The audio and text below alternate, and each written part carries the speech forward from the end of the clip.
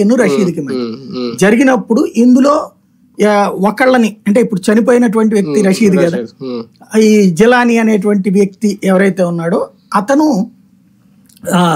అతన్ని కొట్టాడు. ఇతను రషీద్ కొట్టి అతని ఇంటికి వెళ్ళి అతని బైక్ అది తగలబెట్టి ప్లస్ అతనికి సంబంధించి ఇంటి మీద దాడికి వెళ్ళటం కానీ అది జరిగింది. అతని ఆఫీస్ షాప్ దగ్గర ఉంటేనే ఏదో దాడి జరిగింది.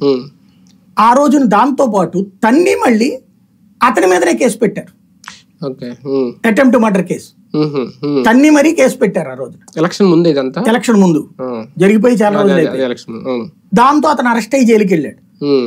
జైలు నుండి ఇప్పుడు మళ్ళీ ఈ ప్రభుత్వం అధికారంలోకి వచ్చింది కాబట్టి ఇతనేంటి ఆ లోకల్ ఎమ్మెల్యే ఆంజనేయులు ఎవరో ఉన్నారు ఆయనకి అనుచరుడు. ఇప్పుడు అంటే ఆ గొడవ జరిగాక ఇతను టీడీపీలో చేరిపోయాడు.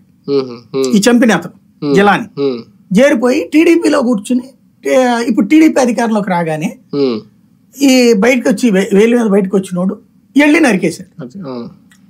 వాస్తవంగా ఇందులో చంద్రబాబు చెప్పినో లేకపోతే జగన్మోహన్ రెడ్డి చెప్పినో లేదు, లేదా జీవి ఆంజనేయులు చెప్పినో లేకపోతే అంతకుముందు ఉన్నటువంటి ఎమ్మెల్యే చెప్పినో కూడా జరగల.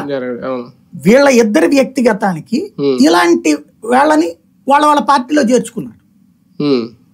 ఇంతకు ముందు కూడా నేను చాలాసార్లు చెప్పాను, రౌడీయిజంలో జరిగేది రౌడీలను పార్టీలు ప్రోత్సహించవు, కానీ రౌడీలు అయిన వాళ్ళని పార్టీలు చేర్చుకున్నాక దాన్ని అడ్డు పెట్టుకుని వాళ్ళు ఆటోమేటిక్ గా రెచ్చిపోతారు కదా, మా వెనకాల పార్టీ అంతా ఉందని.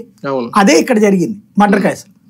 ఇక్కడ వాళ్ళిద్దరి వ్యక్తిగత విభేదం, ఇదేం పార్టీ పరమైన విభేదం కాదు, వ్యక్తిగత విభేదాలు కాస్త రాజకీయ వివాదాలుగా మారడానికి కారణం ఏంటంటే ఇద్దరు చెరో పార్టీ షెల్టర్ ఇవ్వడం.